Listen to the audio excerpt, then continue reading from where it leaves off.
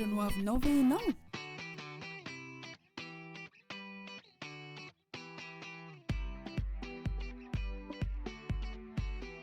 azafady koa frera, toeranaiza mataonao sary ty? eo amin'ny fibasomeo io tao ny vidianako fitaovana nananganako tranoko vita tsara tranoko io aho milamina zazo satria tanteraka ny fikasako sarotra aby nitady fitaovana niraina tamin'izany hitako tao amin'ny fibasom matao aby izy jiaby. Quincaillerie Fibasom Majengabé, profitez de son service de qualité.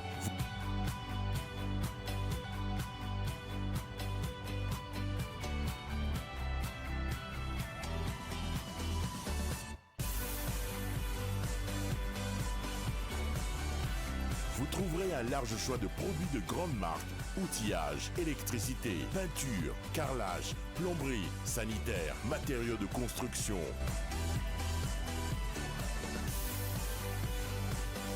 Libérez votre créativité et construisez votre maison chez nous. Fibasom, le prix, le choix, la qualité.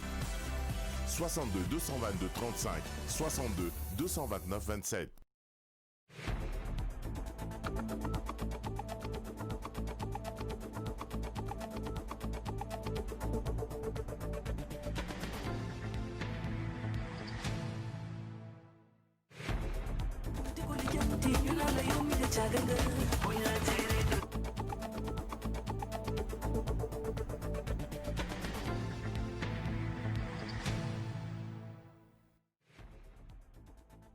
Ny lohatenim-baovao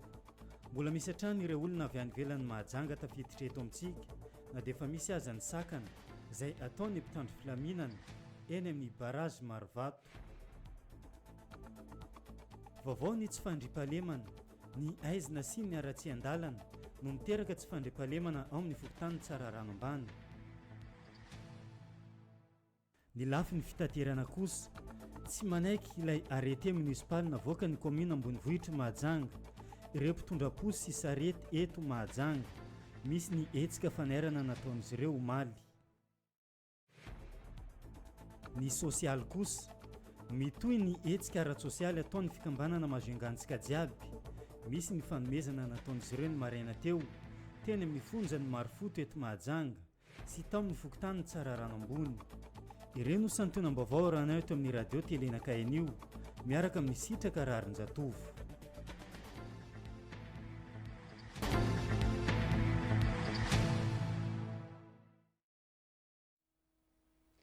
Anio talata fa 13 ny volana Jona taona 2024 mankasitraka tompoko vavy sy tokola amin'ny mbola fanarahanao ny onjam-peo sy ny fahitalavitra ao anatin'izao fotoana ny fampahalalam-baovao eto amin'ny fahitalavitra sy ny onjam-peo izao ary manasanao mpanajana ihany koa anjo izay fotoana ny fampahalalam-baovaontsika izay hatramin'ny farany hoentsika hanombohana ny fotoana ny fampahalalam-baovao amin'ny ity anio ity ny farany herinandro teo dia nisy ny vaovao izay nampitana tamintsika teto amin'ny fahitalavitra mahakasika ny fisian'ireo olona vahiny maro izay tafiditra eto an-tampon-tanàna ny Mahajanga manoloana izay indrindra dia mametra-panontaniana ny maro amin'ny lalana izay mety nidiran'izy ireo eto an-tampon-tanàna ny Mahajanga izay nisy araka izany ny fanadihadiana izay natao teny amin'ny lalam-pirenena faha-efatra efa hiditra ny tampon-tanàna ny Mahajanga iny mahakasika ny reto fidirana ireto olona antsokosoko vahiny eto an-tampon-tanàna ny Mahajanga izay andeha rahantsika ary ny fanadihadiana mifandraika amin'izay manjaka hatrany ny tsindry azo leny ataon'ireo olona avy any ivelany amin'ireo tompon'andraikitra manatanteraka fisakanana eo amin'ny barazy sanitaire eo Belbaka. Rehefa afaka eo ireo fiara ireo raha nambaran'ireo mponina manodidina dia tsy mandeha amin'ny arabe goudron intsony fa miazo ny lalatany mahazo ny siteratsiraka iny. Mitandahatra ireo fiara ireo indrindra fa rehefa amin'ny alina. Tena marina mihitsy io, misy tobila Hyundai ireny, Sprinter mandalo amin'io lalana io foana. Ty lalana miakatra amin'ny ligne 10 ty. Ty boko miakatra amin'ny ligne 10 zany ty lalana boka amin'ny plaque 7 ambany miakatra ty. Mahazo amin'ny siteny ratsiraka any ty. Io zany arakarakany. Misy voamarena be, misy tolotolakandro. Arakaraka ny zay fidiran'ny zareo avy any. Vahiny mihitsy zareo ka. Satria tao ambony teo zao nisy problème mikasika zay hoe misy olona boka Tamatavy dia tsy haiko olana be amin'ny fokotany mihitsy ireo olona ireo amin'izao. Dia izay tomobile avy any tana mandalo eto izay. en folo jusqu'à 4 heures du matin. Sendran'izay mivoaka foana mahita tomobile mandalo, tsy tomobile eto tiary bus tsy mandeha 10 heures zany, ty fa 8 heures farany. Raha tsy aivina ny farany herinandro teo fotsiny dia nahatratra maromaro ny isan'ireo olona vahiny tafiditra teto an-tampon-tanàna ny Mahajanga. Araka ny fanapahan-kevitra nyraisin'ny CCOB eny anefa dia tsy misy intsony ny fanomezan-dalana manokana miditra eto Mahajanga hisorohana ny fiparitahan'ny coronavirus. Ho any amin'ny fokontany tsara rano ambaniny kosa indraitsika eo amin'ny tontolony tsy fandriampahalemana satria dia matetika isehoana tsy fandriampahalemana amin'ny fokontany ity fokontany tsara rano ambany ity indrindra fa ny herinandro lasa teo ny aizina sy ny ara-tsindalana no miteraka izay raha nambara ny se fokontany ao an-toerana nanao fanadihadiana teny an-toerana moa ny mpanoaka gazety namana Aldo Rakotoalala. Ny haizina noho ny tsy fisian-jiro manazava ny tanàna ny ara-tsy-andalana ireo no isan'ny fototra voalohany miteraka ny tsy fandriampahalemana ho an'ny fokontany tsara rano ambany hoy ny se fokontany anio. Eto mantsy indreko indrindra moa mahatonga an'le mpanao asa ratsy zany mahazo vana ile tsy fisian'le jiro aty aminay satria maisina be zany aty aminay dia lasa ohatra ny jaune rouge zany aty aminay satria matetika zany tsy fisian'ny jiro. Eto moa zany hitodika ny andriamatoa-ben'ny tanàna mba asiana jiro aty aminay fa foana zany vokatra tsy mampilamina ny fandriampahalemana aty aminay zany tsy fisian'ny jiro zany ka mangataka zany satria migaigaka zany ny vahoaka aty aminay rehefa tonga amin'ny 7 hariva dia efa be ny mpanendaka zany amin'ny route ny arabe ty mihitsy zany tsy fisian'le jiro zany. Faharoa manaraka an'izany koa moa zany vita moa resaka fandriampahalema dia resaka lalana koa zany mampiteraka hitaraina mivoaka zany ty aminay satria ny rehefa tomobile zany amin'ny alina zany rehefa mandalo amin'ity lalina boaka ary amin'ny potomaty jusqu'à ary amin'ny moratazana zany raha vao mandeha moramora dia japen'le reo mpanao asa ratsy zany le tomobile zany ka mba tiana tenenina koa zany mba tiana amboarina koa zany ty lalana ty aminay ty zany jusqu'à ary amin'ny douanerie zany vokatra avy amin'ny koa zany mahatonga le mpandrava koa zany amin'ireo amin'ny bajaj zany sy ireo fiara madinidinika zany. Efa nahitam-bokatra ny ezaka nataon'ny vahoaka sy ny mpitandro filaminana eo amin'ny fisamborana ireo olon-dratsy tao anatin'ny fokontany tsara rano ambany. Mikasika resaka fandriampahalemana zany aty aminay zany voanisy moa zany voatsela tamin'ny sabotsy teo zany nisy andian'ny jola zany nitondra fitaovana mahery zany anafika n'olona zay mpandrararay zany zay mipetraka amin'ny faritra ZDD koa aty amin'ny tsarana ambany zany ery amin'ny triangle zany tokony tamin'ny fitsasany alina zany tonga reo le mpanao asa ratsy zany le andian'ny jola zany dia nisy moa mifampitifirana tao dia rehefa tonga moa mitandro filaminana tany an-toerana dia efa tratra moa zany zalahy raha nisy sorako manokana moa zany mitandro filaminana amin'ireny manenjika an'ireny olona manao asa ratsy ireny zany. Isan'ny fangatany ny se fokontany teto ny anoizan'ny mpitandro filaminana ny fanaraha-maso na ny patrouille any anatin'ny fokontany amin'ny ora rehetra indrindra fa amin'ny alina mba hitandrona sy hanaraha-maso ny tsy fandriampahalemana izay. Raha izay no mahakasika an'izay tontolo ny tsy fandriampahalemana izay miseho eny amin'ny fokontany tsara rano ambany izay dia ifindra eo amin'ny lafiny sosialy kosa indray isika amin'ity vaovao manaraka ity satria dia mbola mitohy hatrany ny hetsika sosialy izay ataon'ny fikambanana mahazongantsika jiaby eto Mahajanga moa zany tamin'ity anio ity ary dia teny amin'ireo voafonja eny amin'ny fonjan'ny fanarenana Mahafoto sy ireo vahoaka ao amin'ny fokontany tsara rano Nosikely no nisitraka ireo fanampiana avy amin'ity fikambanana Mahajanga antsika jiaby ity taoriana ny hetsika maromaro izay efa nataon'izy ireo teto atapon-tanànan'ny Mahajanga teo ihany koa ny tany amin'ireo faritra fanadihadiana iarahantsika amin'ny Crépin Randrianjafy. Vary Fologony no natolotra ny fikambanana Mahajangana antsika jiaby teto amin'ny fonjan'ny fanarenana eto Marofoto. Natolotra izy ireo ireto vary ireto mba afahan'ireo voafonja misakafo ara-dalàna tahaky ny malagasy rehetra amin'izao fankalazana ny fetim-pirenena 20 Jona izao. Natolotra ny maraina teto amin'ny fonjan'ny fanarenana eto Marofoto ireo vary Fologony ireo. Nankasitraka ny mpanolotra dia ireo mpikambana ao amin'ny fikambanana Mahajangana antsika jiaby ny talempatry ny fanjarahana ny fonja eto Mahajanga. misaotra betsaka anareo am'izay fitiavanareo zay ihany koa na fohy tena na fohy fotoana na fohy arena izy ty mako misy fahendrengazatika zay manao an'izay hoe raha niavan'olona ho ny diso de azo imehezana ihany fa raha azo niavan'ny tena ny diso de tsy maintsy takotakofana lamba ihany ka ireto avatsika na ny ireto dia tezaina iato mandrako vegn'ny ray eo anivon'ny fiarahamonina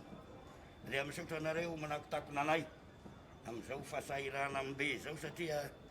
na ho tiana moa na tsy ho tiana dia misy fiatraikany ngeza aty amin'ny fitantanana fotsiny zava-misy ankehitriny tsaposakafo moa de mora andairana aretina satria nosako de aretina voalohany tio aretina ngeza be nefa misy anareo avana misy anareo namana dia tsy anarany fotsiny fa tena izy le hoe mahazangatiny atsika jiaby dia makasitraka makatelona izahay moa tsy mba mahavaly fity ohatra ny zanaka dia Andriamanitra tompony fahasoavana manana ampiampy. Marina fa tamin'ity daty ny 17 ny volana Jiona 2024 ty dia miisa 5,790 ny voafonja zay arenina ato amin'ny fonjany Marofoto. Ny 6,790 amreo ao anatiny, ny 420 vehivavy, 50 kosa zaza tsy ampy taona. Aveo dia nitoy teto amin'ny fokotany tsara ranombony ny etsika fanolorana sy asa sosialy nataony fikambanana Mazengana antsika jiaby. Olona tena marefo misa 50 no nisitraka ny fanomezana teto, izay samby nomena vary 5 kilo avy tsirairay. Nalaina isaky ny sektera izy ireo tamin'izany. Ny chef secteur niaraka tamin'ny lehibe ny fokotaminy no nandrindra ny fizarana ny fanomezana, niaraka ihany koa tamin'ireo mpikambana avy amin'ny fikambanana Mazengana antsika jiaby, zay nitarihin'ny ny filohan'izy ireo Andriamatoa Amady. Androany zahay tonga eto alohan'ny 26 juin mitondra aminareo na ny anjara birikinay amin'ny fanohanana ny vahoaka sahirana eto an-tampon-tanànan'ny Majunga. Tana maro izy ity iarahany olombitsy izay mahatsapa fa misy adidy amin'ny fiarahamonina ary mbola amafisina eto tsy hoe fikambanana politika izy ity, tsy hoe izy ity fikambanan'ny président CAF ka président CAF eto, fa fikambanan'ny zanaky Mahajanga izay miasa eto Mahajanga. Anisan'izany ny voatatenako zanaka Mahajanga petraka eto nomeny namana fitokisana hitarika an'ilay fikambanana. Ka tonga eto zahay mitondra ny vary 5 kilao isaky ny harona miaraka amin'ny paty, zay no mba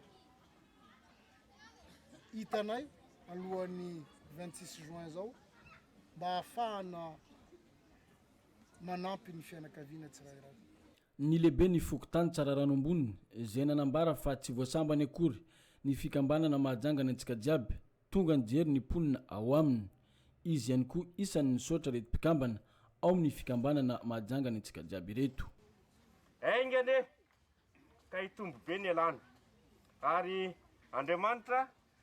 hanonitra avy zato eny arivo eny tsy manatapataperana ny posy ny alan'ireo sakafo reo ary tsodrano lehibe betsaka ny manana fahefana hanao zavatra toy izao fa le finiavana tsy misy fa nareo manana finiavana zany dia atoloranay fisaorana be da be erapo eratsaina aingane ka ionitra avy zato eny avy arivo eny tsy manatapataperana ny posy ny alany zany vola izany satria vola mikarena zao zavatra zao ary ny fahalemem-panahinareo dia hitombo mandrakariva mba hanome andreto ray aman-dreny be atsika reto. Faly tahaka izany ireto ray aman-dreniny nahatongavany zanaka nanolotra ny fanomezana, tsy nanadino azy ireo amin'izao asaramanitra izao. Merci anareo manam-pehefana mandeha karakara be antitra ke matoko za fa hoena vediny jiaby be antitry anareo manam-pehefana areo nahafondana me zahay hoena vediny koa anareo hanjary zay raha anareo manjary vola tonga lafitra ambony amin'ny firesaka fanjakana. Misaotra Andriamanitra hanampy heriny taona fakahita koa tsika jiaby ato zato tongo maivany miasa tsara miasa mandeha ho salama tsara heriny tao mifankahitato tsika jiaby mangataka amin-dragnahary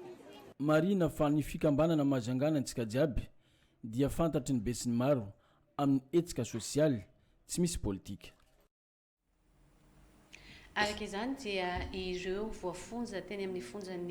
fonja fanarenana marifota sy ireo be antitra teny amin'ny fokotaniny tsaranano ambony noho ny sitraka n'izay fanomezana avy amin'ny fikambanana mahazangana antsika jiaby eto mahajanga izay mialohany no izy antsika ny fotoana ny fampahalalam-baovao amin'ny tsy atoandro ity dia mandray ny vahiny sika tsy izy izany fa zareo vao amin'ny Canal Plus izay tondra ny vaovao sy ny maresaka ho antsika po ny mahajanga tsy ankanavaka indray soloany madame Juliana Tena sy madame Sata ihany koa zay tonga eto amin'ny plateau amin'izao fotoana izao miarahaba nareo miravavy tonga soa atao anatin'ny fotoana ny fampahalalam-baovao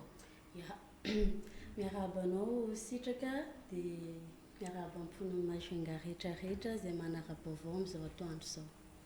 araky nefa natsidiko teo dia misy ny zava-baovao izay natolotry ny Canal Plus ho an'ny pony mahajanga tao anatin'ny fotoana efa maromaro izay fanamafisana n'izay tolotra izay no entinareo miravavy da ho vetrany ary mbola mitoy le offre saramanitra iny dia izay zany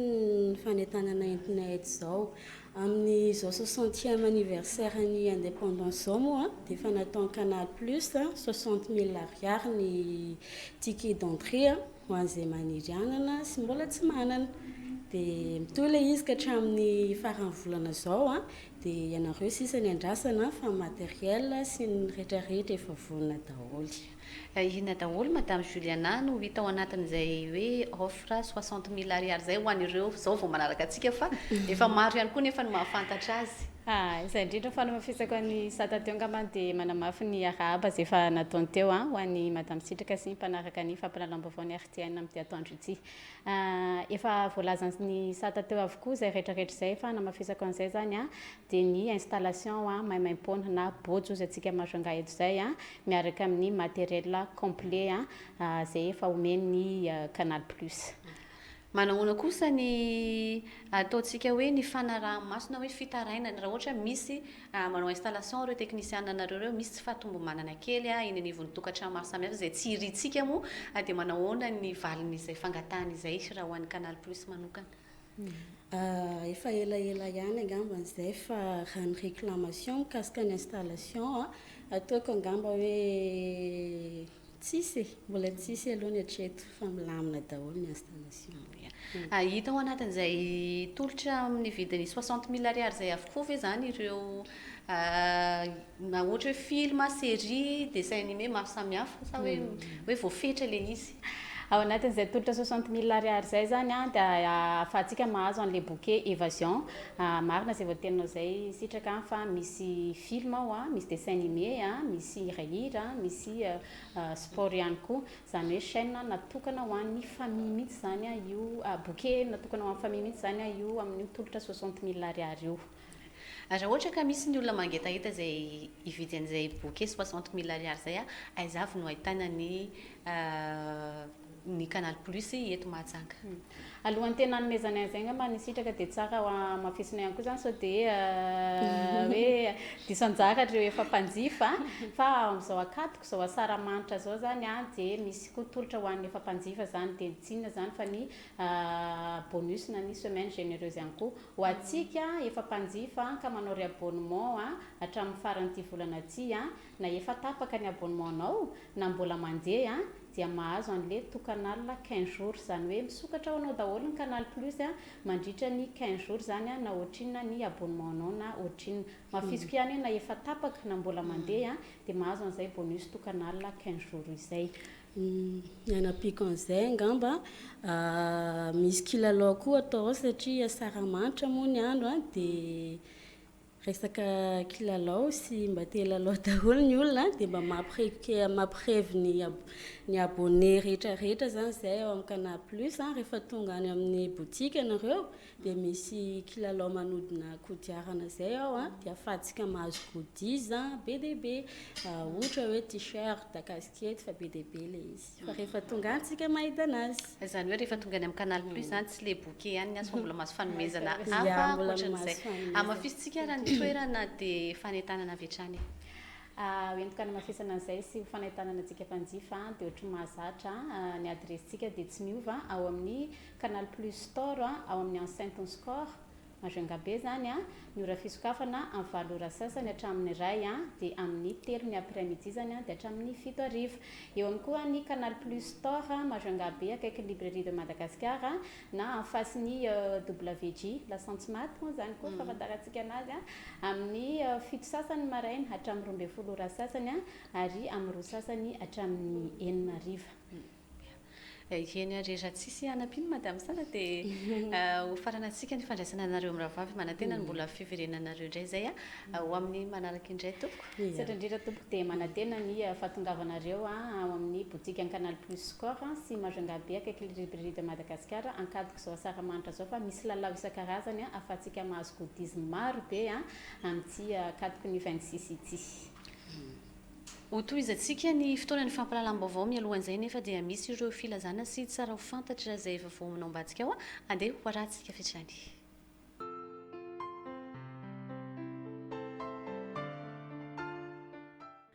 Filazana ho an'ny ray aman-dreny na ny mpiantoka ireo mpianatra ao amin'ny kilasy première année CFP sy lycée Centre Don Bosco Antanimasaja. Antony fiantsoana fivoriana maika. Antsoina isika ray aman-dreny na mpiantoka ny mpianatra ao amin'ny kilasy première année CFP sy ny lycée Centre Don Bosco Antanimasaja mba ho tonga hivory aty amin'ny centre ny Alarbi fa 24 Jiona ho avy izao amin'ny 3 ora volakandro. Manantena ny fanamboarantsika ny programa mba ho tonga satria zava-dehibe no hodinihina sy ho ambara mikasika ny fianaran'ny zanantsika. Misaotra indrindra tompoko, hoy ny tompona andraikitra, aoka mba hifampilaza. Manao ny filazana ny Centre Don Bosco Antanimasaja Mahajanga.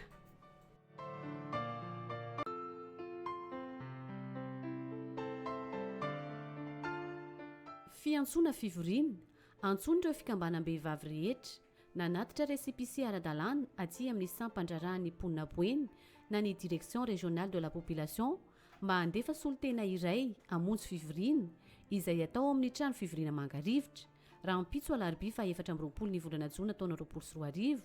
amin'ny 2 ora sasany tolakandro. Izany no natao mba hanamarinana ny lisitra ireo fikambanana andray anjara amin'ny fifidianana birao vaovao hitantana ny KB 8e mba ho fanajana ny fepetra amin'izao amena ara-pahasalamana izao dia aoka ho solotena iray ihany isaky ny fikambanana no tonga ary samy mitondra artava na kasiposy avokoa. Misaotra tompoko, hoy ny tompona andraikitra.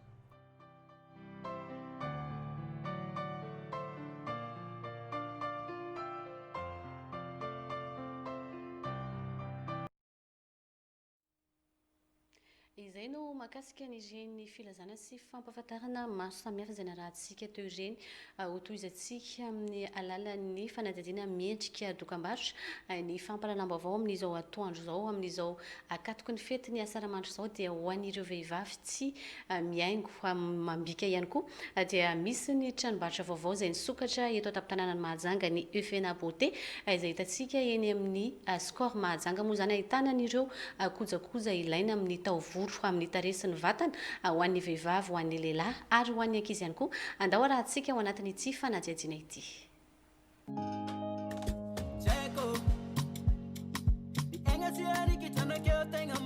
Tonga eto amintsika eto Mahajanga ankehitriny ny produit ny Euphéna efa misokatra araka izany ny Euphéna Beauté izay hitantsika eny amin'ny Score Mahajangabe ahitana ireo produit maro be toy ireto santsona ny manaraka ireto. Ny mampiavaka ny Euphéna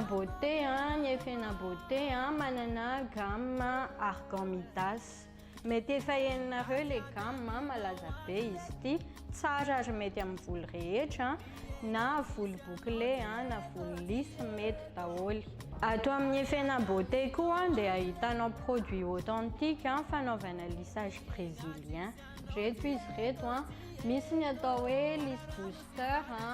magic master kératine, dia misy kera organica sy oplex. Mbola tsy ananany hafa io fa ato amin'ny Euphéna Beauté ihany no misy azy. Ato amin'ny Euphéna Beauté koa dia ahitanao produit de soin, misy ny shampoing pro kératine, ny après shampoing,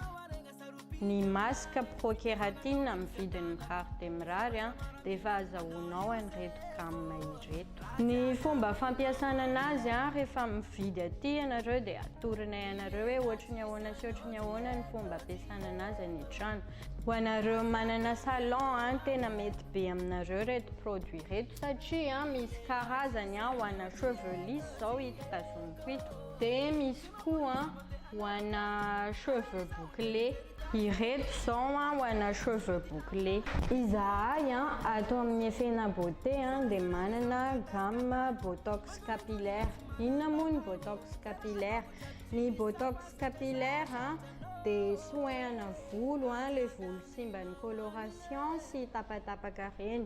Raha te hitraité an'ireny zany ianao dia tongava aty aminay fa manana gamme spéciale hitraitena volo tapatapaka sy vakivaky toy ny soin botox capillaire.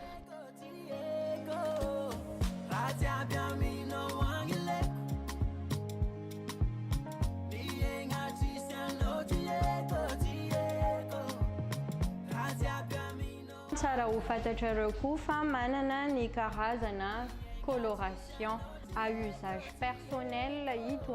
fa misy koa ana usage professionnel toy ny reto amin'ny tube reto ianareo manana salon de beauté aza misalasala makaty fa mora dia mora ny produit ato aminay. Ianareo manana zanaka koa zazakely, nouveau-né na efa le bébé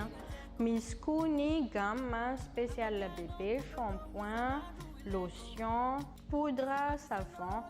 Ny vidiny mora dia mora, ny gamme complet azo lazaina hoe amin'ny vidiny mirary ihany koa. Ny tena mampiavaka ny efena beauté amin'izao fotoanany misy virus zao, ny efena beauté manana gel hydroalcoolique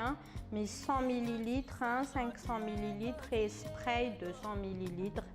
Raha hanjifan'izany nareo dia afaka tonga mivantana aty amin'ny enceinte Score no misy ny efena beauté ny vidiny mora dia mora. Tsy mila manafatra ny tanana rivotsony. Ato amin'ny efena beauté dia efa hitanao savon, misy douceur, anti-acné, whitening, anti-âge, dia misy koa ny snail wet. Ny snail wet fikarakarana tarehy izy ity, manala tasy, acné, tache brume sy ny sisa ary blanchissant koa ilay izy. Averiko kely ato amin'ny enceinte Score Majunga B no misy ny efena beauté. Bye bye.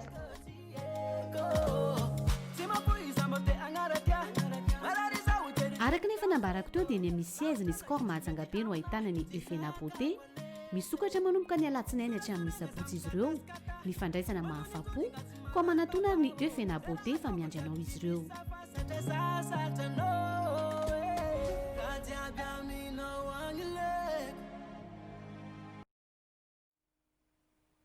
Lafim-baovao afa-tanteraka mihitsy kosa indray dia malona ny arrêté izay navoaka ny commune Andrenivohitra Mahajanga mahakasika indrindra ny fivezivezeny ireo sarety sy posy eto an-tampon-tanàna Mahajanga izay dia misy ny fitakiana ataon'ireo mpitarika posy sy mpitondra sarety ireo teo amin'ny fanadihadiany Crépin Randre Anjafy.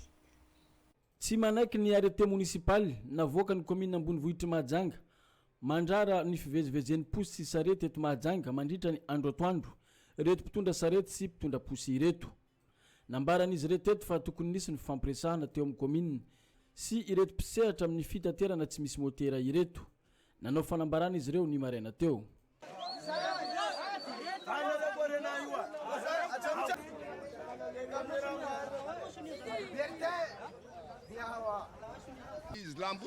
Zahay mbola koragnanay teo foana apodipodinay.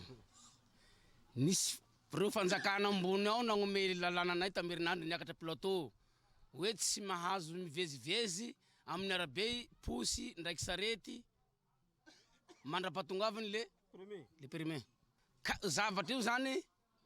ohatrany tsy mety aminay ary tsy ankenay tsy hiasa antony zahay io saretina ndraiky posina io no zavatra ivelomanay fa zay tsisy orinasa zaho zany mba fa nikofokofoka zao manana poso kelikely de manana sarety kelikely io no atako orinasany no tsy fahasian'le asa niteny reo hoe miasa nareo manomboka amy 7 hariva zika amy 7 marandray ohatrany tsy possible zay zavatra zay satria asa halina zany hangalatra dikan'izany fanjakana zany hagniraky zahay hangalatra raha ohatra hiasa halina ka zahay tsy hitra miasa je asa halina zay fa hiasa matsana raha ohatra ma manan-kevitra reo anabo ao reo amy bureau ao afaka mifandinika aminay raha ohatra misy zavatra tiandreo teneny ankoatran'izay miantso ny fifampiresahana ary miantso ihany koa ny iverenan'ny commune amin'ny fandraisana fanapakevitra amin'ny fampiarany io arrêté municipal manomboka ny volana jolay ho avy zao raha tsy zany matso ireto mpitondra sarety sy mpitarika posy reto dia idina an-dalambe izy ireo raha tsy manaiky an'izay fangatanay maro dia tsy maintsy fidisoa an-dalambe zany azonay atao ary zay amafisika any teny raha lako teo atola zay latabatsy boribory no maromariky resagna aminazy fanakalo hevitry mba fantatsinao hevitrinay fantatsinay koa hevitrinao fa izany fanakananay tsy asa zany tsy mety aminay satria sazoan'ny mosesa renjina le raha apodipodiko matetiky foana boko izy io de io iasa manomboka 7 matinaly jusque marandray asa mbola avo zany tsy mety zany efa lavo miasa riva fa sy solombelo sy olavinay tanteraky zany io fekevitry ny meny conseil municipal io fiao mpiasa posy amy zirama sy makasitraka abakarako mangataka aminareo manafahefana ny soa apesay posy sy hitako mamilo moko zanako amy vadiko raha ohatra fa ho ampiasainareo alay ny mpanambola ividy eta tsy asaly raha iay ny asaly etrokonay avao mivotony anara fa sisy olo ividy eta koa amizany mangataka ay tompoko fa amona vadamazananay raha soa ampisekenareo saretinay posinay ivezivezy amin'igny viliny ny mpanambola apositra agnaby fa sy hipetraka agnala ka raha somenareo ivezivezy agny saretinay ndraiky posinay melomanay vadamazananay matay azafady abako mangataka aminareo tonga teto repitary-posy avy eny amin'ny jiramamboaboaka nanatevina ny fihetsiketsehana nataon'ireo namany miisa 2 arivo ny posy eto mahajanga ankehitriny 700 kosa ny isan'ny sarety eo amin'ny tontolony sosialy dia mitohy hatrany ihany koa ny fanaovana vovo amin'ireo fokotany eto an-tampon-tanàna Mahajanga ataony Afakandro Christian tamin'ny farany herinandro teo dia ny fokotany Ambondrona ny fokotany Antany Malandy ary ny fokotany Amborovy no nisitraka izay vovon-drano izay teny an-toerana kosa ny mpanao gazety Willy Ranomenjanary avovo miisa 420 no nozarainy Andriamatoa Afakandro Christian ho an'ny poniny Mahajanga tsy ankanavaka tamin'ny farany herinandro lasa teo iny no safidina manokana ny fokotaniny Antany Malandy Tanambao Sotema Amborovy Ambondrona zay anisan'ny fokotany mijaly rano natolotra tamin'ny fomba ofisialy ho an'ny vahoaka ireo vovo ahitana ny rano fisotro madio natolotra ho an'ny vahoaka ireo vovo ireo ary afaka ampiasaina vetrany fisarana mitafotafo no any nasetry ny vahoaka raha nahazo ny rano fisotro madio tamin'ny Andriamatoa Afakandro Christian pitarika ny fikambanana hanjary rahaty eto an-tampon-tanàna ny Mahajanga misaotra makasitraka makatelina indrindra ho anareo tale zay fontotra n'izao orinasa zao ndraika koa fa ho anao Andriamatoa directeur ny probo mpivady tokoa agnareo ao misy fitarognana manao ny hoe le mpivady hoe taisafy tambaroa fa le manara manao roa sosogno hitanay maso iaby zao fa mitsinjo anay vahoaka tokoa agnareo ka dia nirinay angatahanay hoela velogna hoela anaovatsoa indrindra fa omamy hoditra ampiaramonina rehetra faly tokoa moa zay satria tanteraka ny fanolinay efatra amin'ny ela dia faly zahay dia efa voateniny teo moa zany ny fisaorana ny rehetrarehetra indrindra fa ny mpameny tany misaotra betsaka ny mese mazity dia misaotra betsaka ny filohan'ny fikambanana Afakandro Christian manjary rahaty dia tena anjary tokoa moa le fiaraha-miasa amin'ny fokon'olona sy amin'ny filoha ka iengany Andriamanitra ao ambony mamaly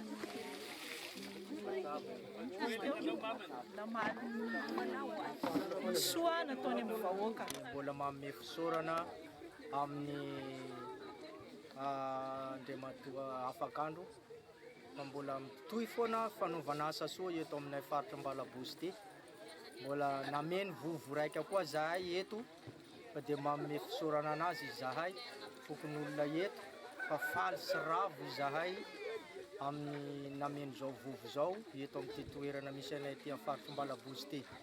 Dia zay dia manome fisaorana makasitraka amin'izay zavatra rehetra zay nataony aminay eto fa ngamba maro zay fa tsy hitanay zay avalinay aminazy fa dia faly sy ravo izay sady nazo vovo zay misy rano tsara aminay ato. Efa asa atao hatramin'izay ny fizarana rano fisotro madio ataony Andriamatoa Afakandro Christian. 420 no efa vita ary mbola maro no atsangana arakaraka ny filan'ny vahoaka. Ny fifanampiana eo amin'ny samy mpiaramonina eo amin'ny samy vahoaka no antony fanaovana izao asa soa izao. Mandalo fotoan-tsarotry ny firenena indrindraindrindra ifidiran'ny valanaretina Covid-19 eto Mahajanga dia sarotra ny jery an'ireo mpiarabelona miaraka amintsika eto amin'izao fandalovan'ny valanaretina izao satria ny ankamaroan'olona dia mbola mampiasa ary mbola mividy rano tsy maintsy mivoaka ny trano mandeha toerana lavitra zay vao mahazo rano hitantsika amin'izany fa misy ny riska mety fifamezivezen'olona nefa hitantsika ny valanaretina dia mifindra amin'ny alalan'ny fampikasoana ka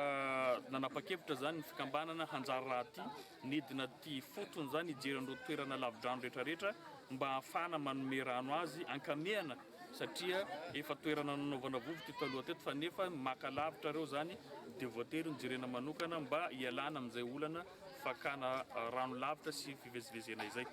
Ankoatran'izay moa zany dia mbola manatanteraka zany ny fikambanana anjary raha ty amin'ny fanatanterahana an'ireo fotodrafitrasa zay efa nampanantenainay hatr'izay satria ny teny omena zay no ahafantarana amin'ny maha olon-dehibe dia ny fanajana ny teny omena hatrany ka ireo toerana ireo demandy zay efa tonga taty aminay zany dia tsy maintsy hanao zany zahay anatanteraka an'ireo fotodrafitrasa rehetrarehetra ireo atoato. Ankoatran'izay moa zany nisy koa resaka maison des jeunes, resaka école sy ny dispensaire zay fampiresahanay moa zany zay tamin'ny fotoana ny fampitafitafanay amin'ireo vahoaka dia manamafy zany fa mbola tazomina ny fanatanterahana an'ireny fotodrafitrasa zay ny fampiresahanay taminareo reny fa ho tonga tsy ho ela zany zahay anatona anareo rehetrarehetra eny anivon'ny fokotany. Mangataka ny olom-pirenena rehetra izay malala tanana afaka manampy ny mpiarabelona Andriamatoa Afakandro Christian mba ho fanome tanana amin'ny fampandrosoana ny tapi-tanàna ny Mahajanga fa tanàna iaraha-manana ary zony rehetra ny mampandroso ny tanàna ny Mahajanga sy ny manodidina. Mbola maro ny fotodrafitrasa zay hatsangana eto Mahajanga miandro fitokanana amin'izao fotoana izao ilay trano famakiam-boky eny amin'ny fokontany Ambondrona. Ialantsika kely ny vaovao mahakasika an'izay sosialy izay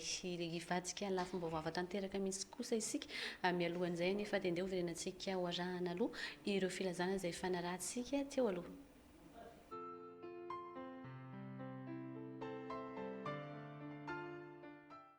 Filazana ho an'ny ray aman-dreny na ny mpiantoka ireo mpianatra ao amin'ny kilasy première année CFP sy lycée Centre Don Bosco Antanimasaja.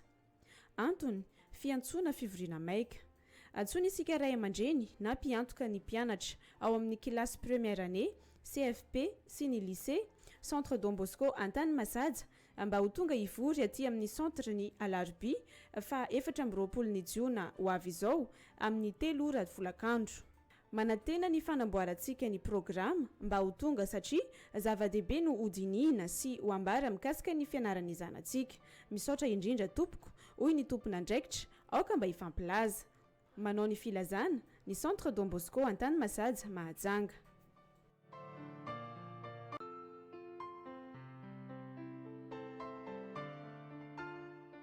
Fiantsoana fivoriana antsoina ireo fikambanam-behivavy rehetra nanatitra récépissé ara-dalàna aty amin'ny sampandrarahany mponina boeny na ny direction régionale de la population mba handefa solotena iray amonjy fivoriana izay atao amin'ny trano fivoriana mangarivotra raha mpitso alarobia fa 4 ny volana jona taona 2024 amin'ny 2 ora sasany tolakandro. Izany no natao mba hanamarinana ny lisitra ireo fikambanana andray anjara amin'ny fifidianana birao vaovao hitantana ny KB8 mba ho fanajana ny fepetra amin'izao amehana ara-pahasalamana izao dia aoka ho solotena iray ihany isaky ny fikambanana no tonga ary samy mitondra artava na kasiposy avokoa misaotra tompoko hoy ny tompon'andraikitra.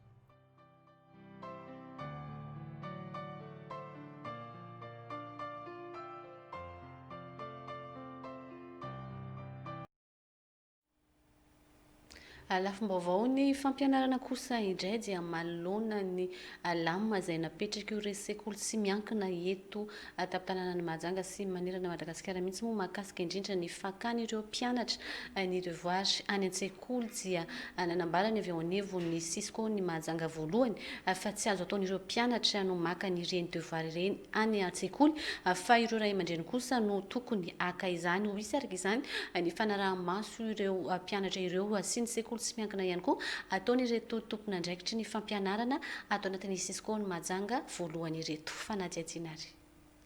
Tsy ekena intsony ny fandehanana ireo mpianatra amin'ny klasy intermédiaire maka lesona any am-pianarana manomboka izao hoy ny chef Sisco ny Mahajanga voalohany. Ireo ray aman-dreny no tokony maka izany ary hoetitra amin'ny fanaramaso ireo tompon'andraikitra ireo. Dia nakasika ny klasy intermédiaire dia tsisy resaka loatra eto ary mampitandrina ho an'izay établissement mbola minia mamerina reny klasy intermédiaire izahay fa tena tsy ara-dalàna zany zavatra zany. Izay tompoko tena maniry dia maniry ny isiny vakansy amin'izay fa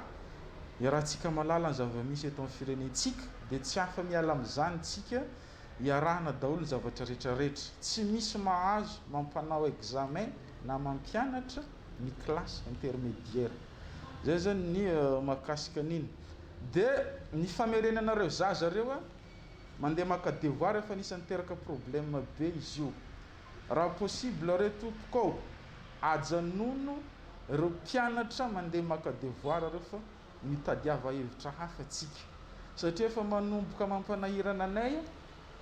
mijerer io situation io tsy fantatra ny sasany miteny hoe maka devoir izy rehefa tsy mianatra nefa any amin'ny salle de classe no ahitana anazy. Dia zay mahatonga anay handray fepetra hoe ajanono io fampandehananareo mpianatra amin'ny classe intermédiaire mandeha any amin'ny école reo fa tsy fantatra ny tena izy. Zay zany ny zavatra azo ambara. Ialana amin'ny tsy fahafehezana ireo mpanaramaso ny asany no antony nandraisana io fanapahan-kevitra io. Etsaka ilan'izay anefa fiarovana ireo ankizy mpianatra ireo amin'ny fiparitahany aretina ihany koa. Ao any amin'ny distrikta ny Mahajanga faharoa kosa tsika ny amin'ny commune ambanivohitra Belobaka ao amin'ny fokontany Ampazony iny maloana ny ady tany izay niseho tany amin'ny toerana iny dia anisy ny fampiatsona ireo voakasika izay ady tany izay nataon'ny lehiben'ny distrikta ny Mahajanga faharoa araka ity tanterany Crépin Randrianjafy azy ity. Namory ireo andany senkilany voakasika amin'ny ady tany ao Antsantia sy Ampazony ny lehibe ny distrika ny Mahajanga faharoa ny ben'ny tanàna ny Belobaka ary ireo tompon'andraikitra avy ao anivon'ny topo sy ny domaine taoriana ny fianona ny fanambarana avy amin'ny andany sy ny ankilany izay samby nitondra fanazavana malalaka teto nanao fanambarana ny lehiben'ny distrika izay nanambara fa any amin'ny fitsarana ny tondraraha nitondra taratasy mikasika ny ady tany Ampazony ry zareo teknisianina avy amin'ny domaine sy topo izy ireo izay nanambara fa amin'ny anarany Andriamatoa Rajosiva Simon ny tany. Ka ny monsieur Simon manokana dia nanaraka ny ambaratonga rehetra izany hoe nanomboka amin'ny fanaovana ny plan régulier sy nanao ny délimitation teny ifotony izy dia rehefa avy eo nanao ny fangatana taty amin'ny domaine rehefa hita fa mbola tsisy nangataka le toerana dia noho izay nahazo an'le fangatana le domaine dia nidina ifotony ny sirka tamin'ny 20 juillet 2018 ary fery ny fepetra voalazan'ny lalàna mikasika ny commission izay tokony hidiny ny fotony dia ny domaine solontenan'ny domaine zay président de commission dia ny topo eo membre ny commission ny fokotany eo membre ny commission ary teo ihany koa ny commune ary nandritra n'io fotoana nanaovana ny fisiriana io dia tsy nisy fanohanana na amin'ny teny frantsay hoe opposition na revendication voaray nandritra n'io fotoana io zany hoe malalaka tanteraka ny toerana ka azomaina ny mpangataka rehefa nytoy moa ny procédure dia nanapa-kevitra ny manam-pahefana hoe omaina ny mpangataka ny tany arak'izany moa zany noho ny zavamisy ao amin'ny fokotany ampazony commune amin'ny Belbaka momba n'ilay adi-tany izay hitantsika tamin'ny Aina Manjery iny dia mitondra fampionana nampiaonan'ireo voakasika rehetra teto zany ny izay teto anivon'ny district niaraka tamin'izareo tao amin'ny sampanarahana fananatany sy ny teo anivon'ny commune zany natao dia mba hoe isin'ny mangarara aloha voaloha isin'ny fionany rehetra dia ahitana hoe aiza marina le tena zava-misy tao anatin'izay ka ny fomba fiasa dia tonga dia jerena ny paikady na rahana na ny procédure ozy isitsika ahoana ny procédure nazahoana an'le tany zay ny dingana voaloha dia nenona ihany koa ireo olona zay manana ny atao hoe ny fahitany ny fotony fa ny tena fototr'ireo olana zany dia ny fizara vakiparitra délimitation entre ny ampazony sy fokotany ampazony sy ny fokotany antsanty zay ny tena fototry ny olana atao anatin'le izy fa raha ny paikadina raha ny olona voakasika atao anatin'le tany dia ara-dalàna ny taratasy ao am-pelantanany etsy ankilany ireo olona nilaza mpandovan'ny tany dia nanambara ihany koa fa tsy manaiky hatramin'ny farany tsy ameko azy io tany koa raha tsy pasy tribunal zay aloha tompoko niresaka tiako hozavaiko aminareo mpagnano gazety za ndraiky mahasamiteny mba toy izy masaky manova rakario misy olona mibavaty ambady zay foana afaka miteny zay za fa tsy teny anarana fa misy olona bavaty ambady ho any Andriamatoa Rajosiva Simon efa eo am-pelatana ny taratasy rehetra manamarika ny tany ho azy amin'izao fotoana izao ary efa nahazo ordonnance ihany koa izy avy eo anivo ny fitsarana nivoaka ny fahavalo ny volana Jiona 24 lasa teo milaza fa tsy tokony isy tsony olona afaka miditra amin'ny tany io ary zony tanteraka mandrara olona mbola mikitikitika ilay taniny vao marina moa zany zao fa io tany io dia terrain titré borné amiko ary ara-dalàna ny fomba nanaovako azy satria nanaraka tsipiriany ny ambaratonga rehetrarehetra nazahoana ny tany nanaovako an'le izy fa ny azy zany misy zavatra kely mampalahelo anahy fotsiny mba tiako tenenina hoe maninona ny ben'ny tanàna maniraka olona mandeha mandroba ny fananako zay atsika miteny zao zany le toerana zay nijerenareo tao dia feno olo gros bras feno loto amin'ny toerana io misy mangery misy mandevina ody mihitsy amin'ny toerana io zany hoe misy maniraka nefa le zavatra dia efa voamarina tsara zao fa tsy nitrankeriny za ary tsy nandroba olona zany tao fa ny olona niditra tao no neseheko avoaka satria taniko izy io ataoko angamba fa mazava azy ary raha ohatra moa ny taniko atao ohatran'io na ny taniny atao ohatran'io idiran'olona ohatran'io dia sotasotana ataoko angamba fa tsy mety zany ny ben'ny tanàna ny Belbaka Andriamampionina Ferlin zay isany niatrika ny fivoriana teto nanambara tamin'ireo mponina fa tsy tokony hiditra amin'ny tany aloha mandra-pisia ny taratasy avy amin'ny fitsarana izy zay mandafantatra ihany koa ny fiampangana azy manoloana ny filazana ilay mpandraharaha fa nampiditr'olona ao amin'io tany io ny tenany dia tsy maintsy misy ny lalàna misy fanadalalana ka tsy fenoko ny teniny tsy sy fanarako ny sitrapondry zareo mahatonga ny fanaratsina tahaka ireny ka dia toniny saitsika voaka fa ben'ny tanàna hendry aty fa tsy ben'ny tanàna grobra na hoe aniraka olona an'izany fa mampianatra ny olona hanara-dalàna ary mampianatra ny olona hitondra ny fihavana sy fandriam-pahalemana fa zany angamba na hainareo ihany dia efa mandinika hoe moa avy eo vitan'ny maître sanga zavatra sa tsy possible sa tsy possible fa za kosa zany miteny aminareo hoe lainga avokoa ireny zavatra reny fa zavatra tsy maro tsy anjara-be tanàna ny haneraka be tanàna zany hoe zamanjaza mandamina olona fa tsy mpapikorotana olona hatreto aloha zany dia mbola voasoratra mazava tsara amin'ny anarany Andriamatoa Simon Rajosiva ny tany eny ampazony ny fitsarana kosa no mamaritra zay mety hotoy ny raharaha Iverina kely eo amin'ny tontolon'ny sosialy sika dia anisany tolo-tanana izay nomeny ireo malala-tanana avy amin'ny faritra Marambitsy ho an'ireo be antitra izay monina any amin'ny ity faritra ity. Anisany fanampiana amin'izao ame anara-pahasalamana izao ary indrindra ihany koa mandritra izao fankalazana ny asaramanitra izao dia anisy an'izay tolo-tanana izay izay natolotra ho azy ireo andeha ho arahantsika ny fanadihadiana. Nanolotra izay voatsirambony tanana ho an'ireo zokolona sy olona marefo ao amin'ny distrikany Marambitsy amin'izao akatoko ny asaramanitra izao ary ihany koa ao anatin'izao ame anara-pahasalamana izao ireo olona tsara sitrapo avy any Marambitsy monina eto Mahajanga sy avy any ampitan-dranomasina. Mahatsiaro manana didy amin'ireo mpiray fiaviana aminy izy ireo ka nanao tsipaipaika mba anatanterahana izay tolo-tanana izay. Ya, izahay avy any Marambitsy, zany hoe amin'ny distrika Mitsinjo sy ireo avana zanaka ny Marambitsy ihany koa any ivelany dia manolotra anireto zavatra mba zay voatsirambin'ny tanana ho an'ireo be antitra any amin'ny distrika Mitsinjo amin'izao ame anara-pahasalamana sy noho ny fahatongavany faha-enimpolo taona ny fahaleovan-tena ankalazana ny fahaleovan-tena zao dia misy an'ireto mba voatsirambin'ny tanana ho an'ny be antitra any amin'ny distrika Mitsinjo. Ireo moa izy ireo vitsivitsy misy ny kasibosy, ny labozia, siramamy, vary, savony, vovon-tsavony, menaka, sira, eo koa ny briquet, misy koa ny mofo zay mahazatra ny olona lehibentsika, doriantsika zany. Zay zany mba azo lereo hoe kely izy reto fa mba atolotra ho anareo isaorana be debe ny reo boka andafy agny taranaka atsika nanome na tsiaro reo doriantsika reo am'izao fanomezana zao. Eo koa ny olom-panjakana zay efa nitondra teto avy amin'iny faritra iny de anisany nanampy be debe koa. Manetsa be mbola ho avy, mbola fanomboana izy ty fa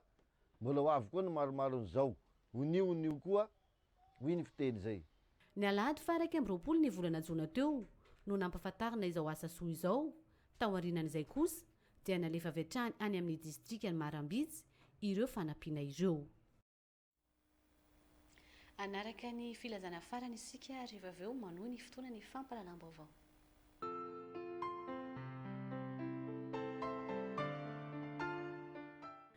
Filazana ho an'ny ray aman-dreny na ny mpiantoka ireo mpianatra ao amin'ny kilasy première année CFP sy lycée Centre Don Bosco Antanimasaja. Antony fiantsoana fivoriana maika. Antsoina isika ray aman-dreny na mpiantoka ny mpianatra ao amin'ny kilasy première année CFP sy ny lycée Centre Don Bosco Antanimasaja mba ho tonga ivory aty amin'ny centre ny Alarbi fa 24 Jiona ho avy izao amin'ny 3 ora volakandro. Manantena ny fanamboarantsika ny programa mba ho tonga satria zava-dehibe no hodinihina sy ho ambara mikasika ny fianaran'ny zanantsika. Misaotra indrindra tompoko, hoy ny tompona andraikitra, aoka mba hifampilaza. Manao ny filazana ny Centre Don Bosco Antanimasaja Mahajanga.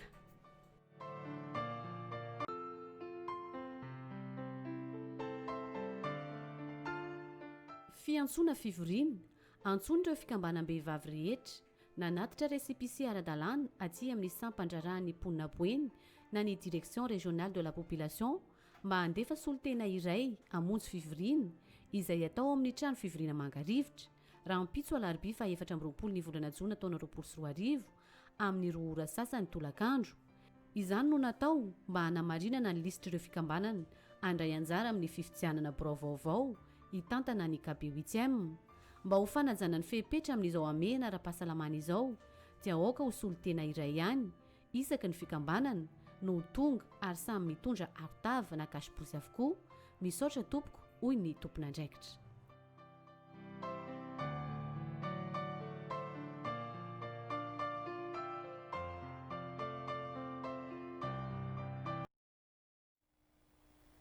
Vaovao veny anivo ny fiangonana vaon'ny oloko kosa indray dia mitohy hatrany ny hetsika izay ataony ity fiangonana vaon'ny oloko eto an-tampon-tanàna ny Mahajanga ity. Araka izany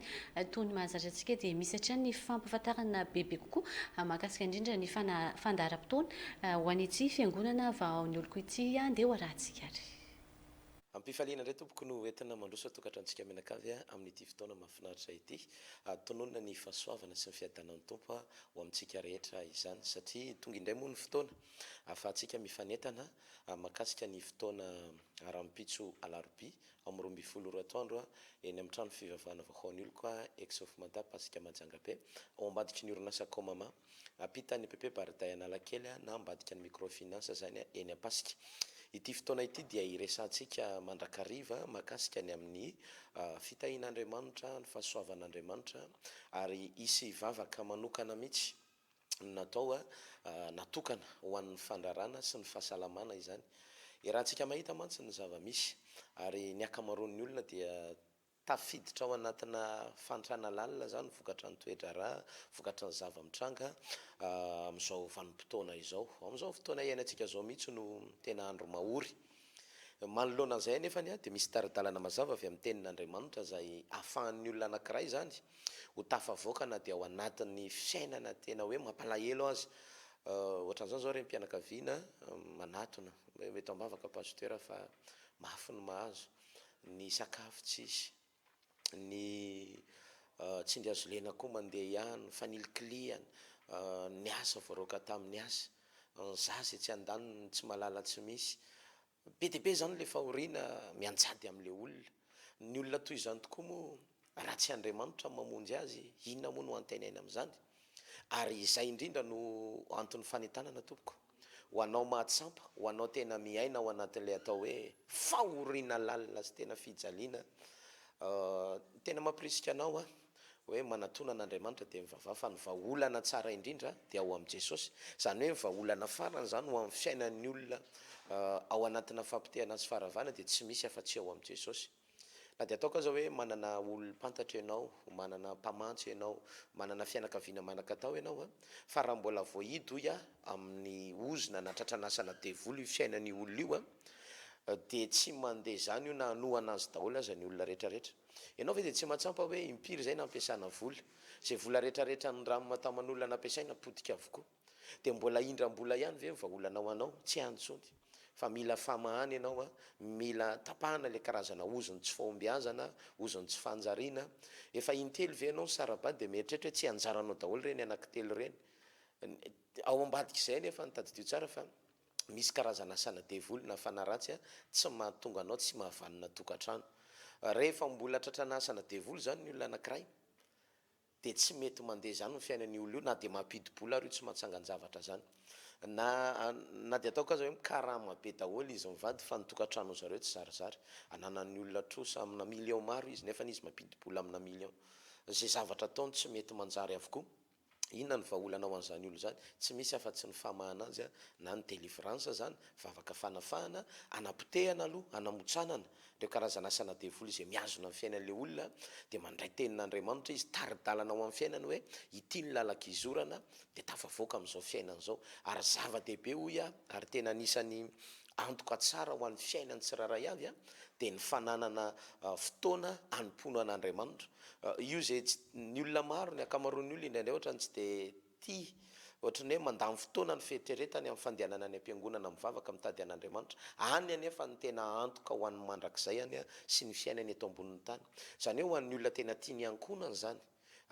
tena hoe mba tia ny anana fiainana mahafinaritra ny taranany,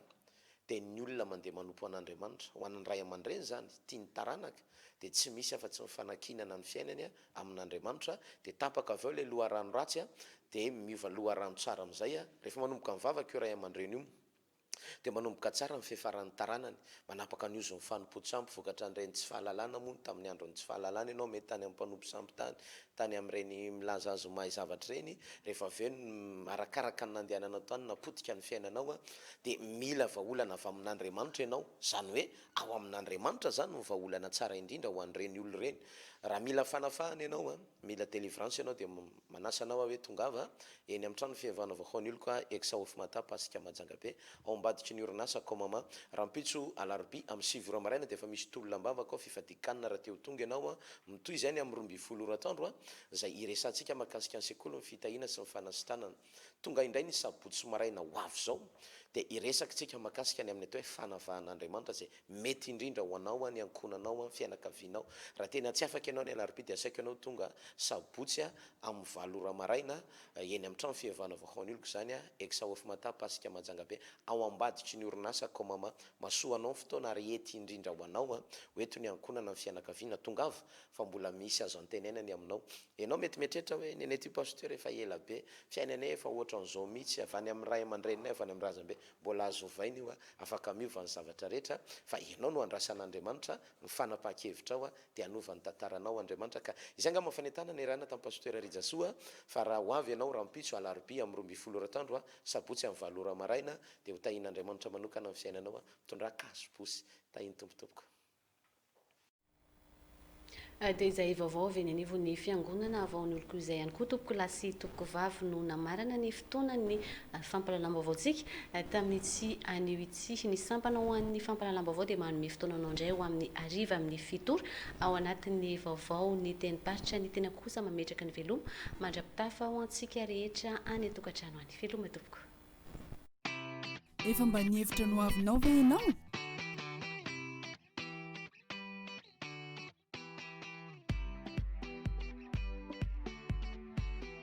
Azafady koa frère, toeranaiza mataonao sary ty? Eo amin'ny fibasomy eo io, tao ny vidianako fitaovana nananganako tranoko, vita tsara tranoko io aho. Milamina zazo satria tanteraka ny fikasako, sarotra aby nitady fitaovana niraina tamin'izany. Hitako tao amin'ny fibasomy matao aby izy jiaby. Quincaillerie Fibasom Majangabe, profitez de son service de qualité.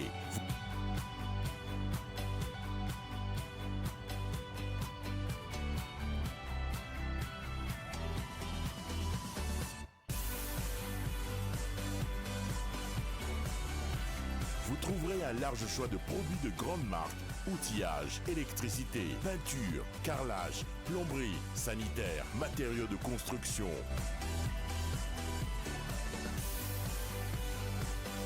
Libérez votre créativité et construisez votre maison chez nous. Fibasom, le prix, le choix, la qualité. 62 222 35 62 229 27.